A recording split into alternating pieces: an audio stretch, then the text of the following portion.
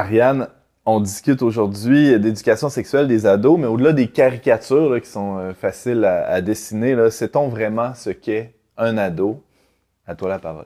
Oh! Eh bien, on le sait de plus en plus. Mais c'est vrai que, comme tu le dis, il y a eu énormément de caricatures. L'ado, il est paresseux, il se lève tard, il se couche tard, il est coincé dans sa chambre, mais en même temps, il est entouré de plein d'amis, puis il parle pas. Grognon. Ou alors, il explose de colère. Puis, on a parlé aussi beaucoup de « Ah, ben, c'est les hormones, c'est les hormones. Mais oui, c'est vrai, il y a beaucoup de changements physiologiques.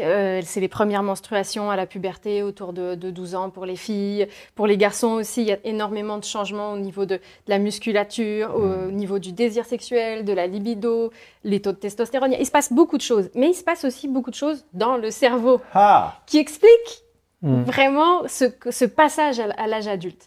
L'adolescence, en fait, ça vient du latin « adolescere », ça veut dire « grandir ». L'adolescent, c'est celui qui est en train de grandir. L'adulte, c'est la même racine, il a fini de grandir, en fait. Donc, c'est vraiment une période de transition qui n'est pas culturelle. Il y a une époque aussi où on pensait l'adolescence, c'est culturel. C'est une construction de la modernité. Oui, par exemple, en Occident, c'est parce qu'on vit dans la richesse, puis c'est des jeunes qui font un petit peu une espèce de révolte. Mais pas du tout. En attendant de devenir quelqu'un. Oui, c'est ça. Alors qu'on pourrait passer de l'enfance à l'âge adulte d'un seul coup. Non, comment est-ce qu'on le sait? Déjà parce qu'on peut aujourd'hui analyser tout ce qui se passe dans nos corps, mais ça existe aussi chez les animaux, l'adolescence. Si vous avez un petit chien de 8 mois et que vous lui dites assis ou des ordres simples, mais il est en période de révolte, donc il vous écoutera plus. Et donc, ceux qui ont des animaux peuvent le reconnaître. On le voit aussi, par exemple, chez des proies. Par exemple, les gazelles, elles vont prendre des risques. Parce que c'est une période, l'adolescence, où on prend beaucoup de risques. Il y a des gazelles... On parle de la même gazelle que la quantique des quantiques.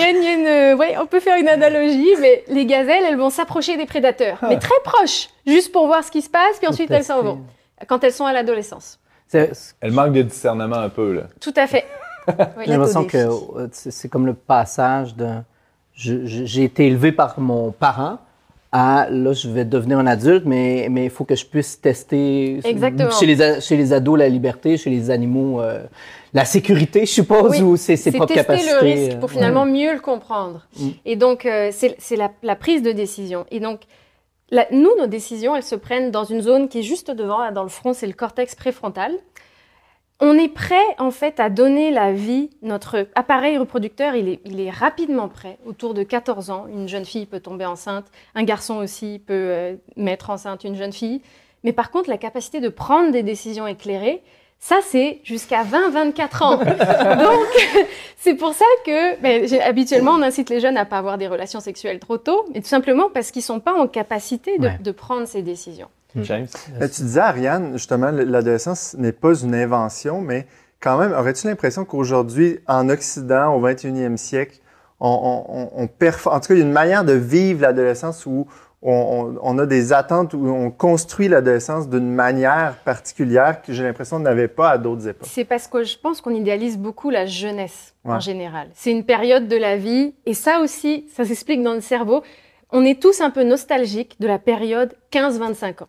C'est un peu inexplicable, mais on l'idéalise. C'est-à-dire qu'il y a des événements clés qui vont se passer à cette période et qu'on va se remémorer. Puis, c'est la belle période du cégep, j'ai fait telle rencontre. De savoir autour de la table. Êtes-vous nostalgique de cette période-là de votre vie? Plus la vingtaine. Mais c'est étonnant comment des fois des pièces musicales, de la musique, là, me remettent dans des émotions, pas toujours joyeuses, pas toujours, mais tu sais, me remettent. Et puis... de la musique que je considérais pas nécessairement bonne aujourd'hui, mais que malgré tout, je l'écoute, puis ça fait quelque chose. Parce que le contexte, non, moi, c'est comme je disais à Alex, c'est peut-être plus la vingtaine, mais j'ai l'impression qu'on permet aujourd'hui aux adolescents, dans notre contexte culturel, une sorte de nonchalance, de débâcle, au fond, on pouvait pas vivre ça à une époque où, justement, tu vivais dans une famille nombreuse sur une ferme, il fallait survivre, donc il n'y avait pas le temps là, de se laisser aller à toutes sortes de fantaisies. Mais je pense que c'était peut-être deux extrêmes, parce qu'il y a encore des sociétés où l'adolescence est beaucoup plus courte. Il y a un passage à l'âge adulte où, à 16 ans, il faut qu'on soit autonome, il faut qu'on soit en train de travailler, de rapporter du pain sur la table, et on est confronté à une réalité qui, finalement, rend l'adolescence beaucoup plus courte. Elle n'a pas été toujours jusqu'à 20-25 ans. Mais il reste que que le cerveau, lui, il mature pas plus vite. Ouais, ça c'est clair. Mais dans toutes les sociétés. Dans toutes les sociétés. Mais nos expériences de vie vont renforcer certains circuits. Donc, si je suis confrontée tout le temps à faut que je travaille, faut que je me lève tôt, faut que je rapporte du pain sur la table, ben, c'est toujours ces circuits-là qui sont en mouvement tous les jours. Et c'est comme ça que ma personnalité va se développer. La responsabilité. Oui, aussi la responsabilité. C'est vraiment une spécialisation, l'adolescence, parce qu'il y a ce qu'on appelle un élagage. Quand on est autour de 8 à 12 ans, c'est la période des pourquoi. C'est les enfants qui se posent des questions sur tout. On est des généralistes. Sur tout. Ouais. Oui, c'est des généralistes. Et c'est là qu'on apprend à lire, à écrire, la géographie, l'histoire, les mathématiques. C'est la bonne période. Et après, c'est la période de la spécialisation. Donc, on peut spécialiser très, très, très vite parce qu'il le faut, ou alors ça peut prendre aussi plus de temps. J'avais entendu, puis dis-moi si c'est juste qu'au fond, il y avait, comme à partir de 12-13 ans, disons, tout un développement cognitif qui se passe, mais qu'il y a une intelligence sociale qui, elle, s'installe comme beaucoup plus tard. Tout à fait. Ça prend beaucoup de temps. Ça aussi, c'est le cortex préfrontal, mais c'est ce qu'on appelle l'engagement social. Quand on est avant la puberté, l'enfant, il est centré principalement sur lui-même et sur sa famille. Il est dans son cocon familial. À partir de 12-13 ans et même plus tard, il va vouloir en sortir. Il va vouloir développer des fréquentations, mais aussi pour trouver sa place, en fait. Donc, il y a comme cette espèce de paradoxe de faut que je sois comme les autres pour être inclus dans le groupe, mais en même temps, il faut que j'ai ma propre personnalité individuelle. Il va tester beaucoup de choses dans ses relations et il va chercher les relations. Il y a une différence entre les garçons et les filles, c'est que les filles vont beaucoup chercher une intimité. Elles vont chercher beaucoup à se dévoiler auprès d'autres filles, vont passer beaucoup plus de temps sur les réseaux sociaux que les garçons, ce qui fait en sorte qu'elles sont beaucoup plus à risque du cyberharcèlement, malheureusement. Les garçons, eux aussi, passent beaucoup de temps en ligne et beaucoup de temps avec d'autres garçons, mais c'est pas pour les mêmes raisons. Ça va être plus pour développer un sentiment d'appartenance dans des jeux d'équipe, dans de la rivalité, de la compétition, pour une fois trouver leur place là aussi.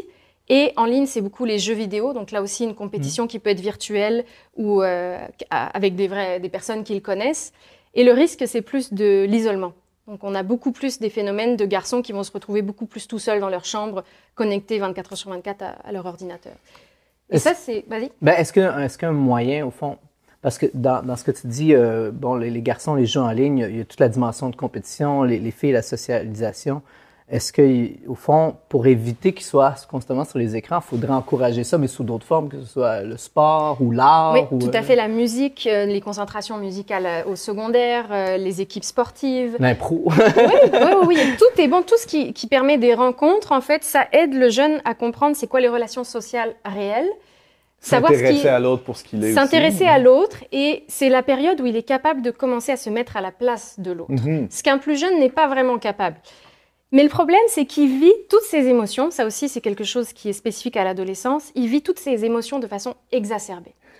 Donc, il reçoit mal la critique. Je vois bien de quoi tu parles. Tu comprends? Les enfants qui le vivent comme ça, j'ai hâte de voir l'adolescence. C'est exacerbé, c'est intense.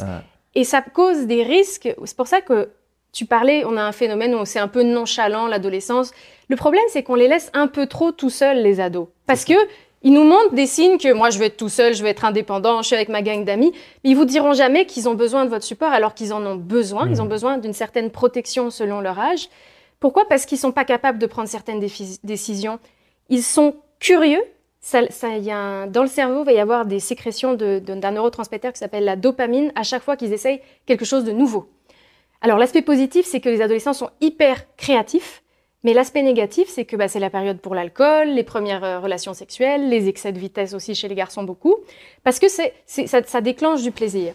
Mais le problème, c'est qu'il faut les mettre dans un contexte où, ok, tu peux prendre certaines décisions, mais te mets pas non plus complètement à risque.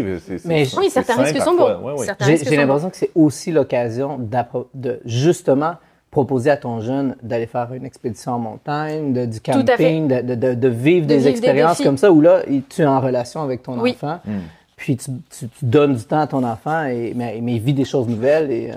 C'est ce que je comprends aussi, dans le sens que c'est une période vraiment d'ouverture. Il y a beaucoup de possibilités, mais en même temps, il y a une grande vulnérabilité. Donc, il faut que tout ça soit bien encadré pour que ça grandisse comme il faut. Gros contrat. Mais j'ai l'impression que l'encadrement, c'est toute une question de relation. Ouais. Plus que de liste de règles. Davantage qu'une liste de règles. Je pense qu'ils ont aussi besoin d'un cadre. Ouais. C'est certainement pas de la surveillance, en tout cas. On n'est pas des surveillants des adolescents, on est là pour juste les accompagner et puis être présent auprès d'eux, là, certainement. Et à organiser les horaires aussi en fonction de leurs besoins. Je parlais tout à l'heure que les adolescents dorment beaucoup, mais ça aussi, c'est parce que, là, c'est hormonal. L'hormone du sommeil principale, c'est la mélatonine. La mélatonine, à partir du premier rayon du soleil, elle disparaît dans notre corps, on passe une bonne journée, on est réveillé, et elle s'accumule progressivement jusqu'au soir, autour de 8-9 heures, tout le monde est un peu fatigué et va se coucher. Chez les adolescents, la mélatonine, elle augmente beaucoup plus lentement et tardivement, donc ils se couchent beaucoup plus tard, mais c'est parce qu'ils n'ont pas la sensation du sommeil, 23 heures, minuit, et le matin, elle va rester à un niveau assez élevé, même s'il fait grand jour, jusqu'à 9 heures du matin. Donc c'est pour ça qu'ils font des grasses matinées. Donc par exemple, si on adapte les horaires scolaires, on les rend beaucoup plus efficaces et moins grognons. C'est le cas d'ailleurs, en tout cas, je sais qu'autour de chez nous, les écoles secondaires commencent à 8h30 environ, 9h30 même dans certains 9h30, oui. Donc alors que le primaire commence à 8h, 8h15. C'est déjà une belle adaptation. Oui. Mais il n'y a pas aussi tout, à cause de toutes les connexions neuronales qui se développent, que souvent l'adolescent a besoin de plus de sommeil. Il me semble que j'ai déjà entendu ça. Plus de sommeil. Ouais. C'est une période, oui, surtout s'il y a aussi la question du sport, puis le fait qu'il grandit. Et parfois, chez les garçons, il y a des poussées de croissance qui sont impressionnantes. Et donc, c'est pas rare qu'un adolescent ait besoin de 10-11 heures de sommeil là, dans une nuit, là, parce que ses jambes sont en train de pousser, tout simplement. Là. Fatigué de grandir. Oui, fatigué de grandir. Je ne sais pas si j'ose aborder un sujet chaud aujourd'hui, mais tout ça me montre à quel point la puberté, l'adolescence est cruciale dans leur développement. Oui. Donc, est-ce qu'aujourd'hui, on ne joue pas un peu une expérimentation dangereuse avec les bloqueurs de puberté. Avec les bloqueurs de puberté chez certains jeunes, en se disant on va ralentir le processus pour mieux réfléchir, mais au fond, on entre dans un engrenage, puis on entre dans un engrenage qu'on ne comprend pas bien non plus. Ouais. Et c'est malheureux, mais souvent, les bloqueurs de puberté, ils sont montrés comme... on parle des personnes, de jeunes qui vivent des grandes souffrances, qui ont un énorme mal-être dans leur corps, qui pensent qu'ils sont des filles alors qu'ils ont un corps de garçon, par exemple, et inversement. Et donc, on leur dit, on va bloquer ta puberté pour quelques années, c'est jamais permanent, pour te laisser le temps de réfléchir. Puis tu verras, c'est réversible. Mais ça devient permanent, ça devient... Le problème, c'est que c'est pas tout à fait réversible. Ce qu'on voit, c'est que quand on stoppe la puberté alors qu'elle aurait dû commencer à 12-13 ans, la masse osseuse, elle n'arrive plus à... C'est une période dans la vie où la masse osseuse se densifie le plus. Donc ça aussi, ça demande beaucoup d'énergie. Elle se produit pas, même si on bloque la puberté puis qu'elle repart plus tard, on récupère pas cette densité osseuse. Puis moi, ce que j'avais vu, c'est... Le bout en pause, il n'existe pas, en fait. Et en fait, ce que moi, je lisais, c'est que un grand pourcentage de ceux qui commencent à prendre des bloqueurs de puberté vont tôt ou tard arriver aux hormones, aux cross-sex hormones. Oui. Et donc là, on arrive à quelque chose qui peut être irréversible. Tout à fait. Puis on perd notre fécondité. Il y a une baisse de fécondité rien qu'avec les bloqueurs. Puis si on prend ensuite des hormones de l'autre sexe, c'est une stérilité, là, carrément. C'est très rare les personnes qui sont capables de donner la vie en ayant changé de sexe par la suite, là. Et en plus de ça, on impose aux jeunes finalement de stopper son développement alors que les personnes de son âge le continuent.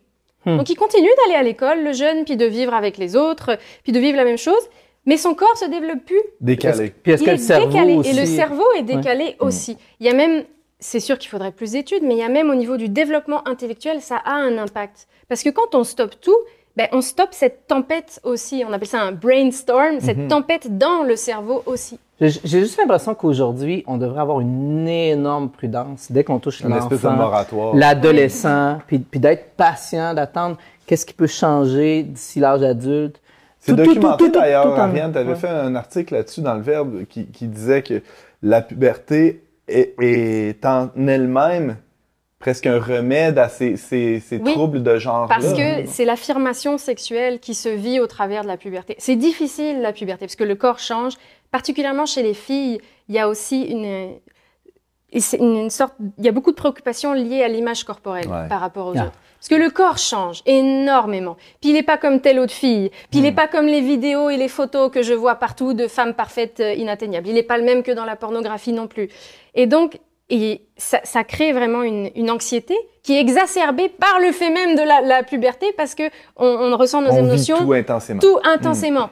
Donc c'est difficile la puberté. Mais autour de 20-24 ans, donc ça prend quand même du temps, il y a ce qu'on appelle un sentiment d'affirmation sexuelle. Donc, on est stable émotionnellement beaucoup plus, mais on est stable aussi dans son identité sexuelle. On va l'affirmer aux autres de la façon qui nous plaît, mais sans être anxieux, en fait, de ça. Et on parlait tout à l'heure de qu'est-ce qu'un homme ou une femme, qu'est-ce que la masculinité ou féminité, que c'est pas...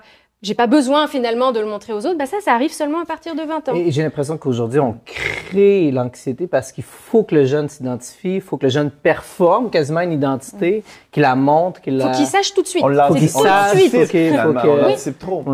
Faut qu'il ait des désirs sexuels, faut qu'il sache c'est quoi son orientation. On parle même maintenant d'orientation sexuelle et d'orientation romantique. Faut savoir la différence entre les deux, mais c'est trop compliqué. Beaucoup de travail. Tu parles de la début vingtaine, tu as parlé de 24 ans, puis je pense que de fait, cette période de développement, d'adolescence se termine autour de la début vingtaine, c'est-à-dire 23, 24 ans. Donc, quand on y pense, c'est beaucoup plus que 18 ans. Et pour moi, ça a été révélateur de comprendre ça, parce que souvent, je repense à certains moments de ma vie où j'avais ces âges-là, puis comment j'évoluais, puis là, je relis certaines réactions que j'avais. Je disais, OK, mais tu sais, mon cerveau est encore en construction, même en début vingtaine. Puis d'où l'importance, à fortiori, d'être très prudent avec les jeunes, tu sais, avec tout ce qui est technologie, sexualité, etc. Tu sais, donc oui, il y a des risques, mais en même temps... en même temps, ça prend du temps. C'est ça. L'adolescence, un dernier point, Ariane, c'est le moment des histoires d'amour. Oui. Ça prend beaucoup de place dans la tête des ados. Tu parlais d'orientation romantique. En fait, les ados sont des romantiques, très souvent. Il y a un désir d'aimer et d'être aimé qui est fort et qui sort du noyau familial. On veut avoir la reconnaissance de l'autre, autant dans l'amitié, mais aussi on s'ouvre les garçons s'ouvrent aux filles et les filles s'ouvrent aux garçons, ce qui était plus ou moins le cas quand ils sont enfants. Quand ils sont enfants, c'est le même climat hormonal, il se passe à peu près les mêmes choses dans le cerveau, mais ils n'ont pas tout à fait les mêmes intérêts forcément. Mais à l'adolescence, c'est différent parce qu'on voit l'autre d'une façon très différente.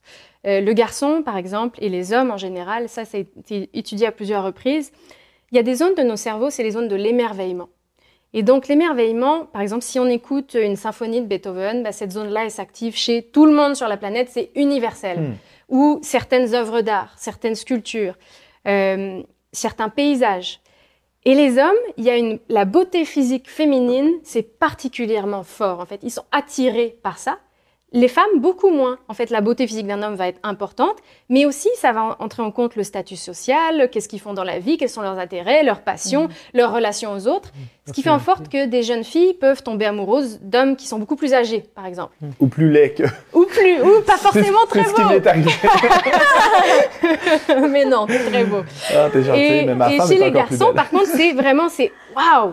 Il y a même dans la Bible, c'est un peu ce waouh qu'il y a là avec Adam et Ève. C'est la chair de ma chair, quoi. Et il y a quelque chose de fort là-dedans. Et donc, c'est tellement vécu intensément qu'il y a aussi un désir sexuel qui est beaucoup plus fort. Les garçons vont avoir des relations sexuelles peut-être en même temps, à peu près au même âge que les filles, mais la pornographie, la masturbation, elle arrive beaucoup plus vite. Donc ça, c'est une première différence qu'il peut y avoir. Ils sont plus actifs, hein? James donnait les stats au début. Les gars sont un peu plus actifs que les filles dans ces années-là. Mais c'est vraiment... Il y a cette notion de bien-être intense et de manque intense qui est vécue autant par les filles que par les garçons. Et ça aussi, c'est ce qui se vit dans le cerveau. C'est ce qu'on appelle l'attachement, tout simplement. Pour créer les circuits de l'attachement, j'aime cette personne, j'apprécie sa présence, je ressens beaucoup de plaisir quand elle est là. Puis quand elle n'est pas là, je ressens un manque intense. C'est ce qui nous fait comprendre comment est-ce qu'on s'attache les uns aux autres. Mais à l'âge adulte, ces circuits de l'attachement, ils sont beaucoup moins forts. Donc on n'est plus dans une espèce de tempête amoureuse perpétuelle face à l'autre. Et c'est pour ça que on doit aussi apprendre à stabiliser nos émotions et à comprendre la profondeur des relations qui ne sont pas seulement « je ressens quelque chose, donc je vais rester avec toi ». Ce qui fait que jeunes aussi, des fois, ados, dès que quelqu'un nous montre un peu des sentiments, on dirait qu'on peut tomber, amoureux d'une nouvelle personne du jour au lendemain. On pense qu'on est amoureux. Et puis, très rapidement. Et pour toujours. Oui, c'est fleur bleue, c'est intense, mais ça dure pas toujours. Merci infiniment, Ariane. Je pense qu'on a appris beaucoup de choses aujourd'hui. C'était passionnant. Merci de m'avoir accueilli.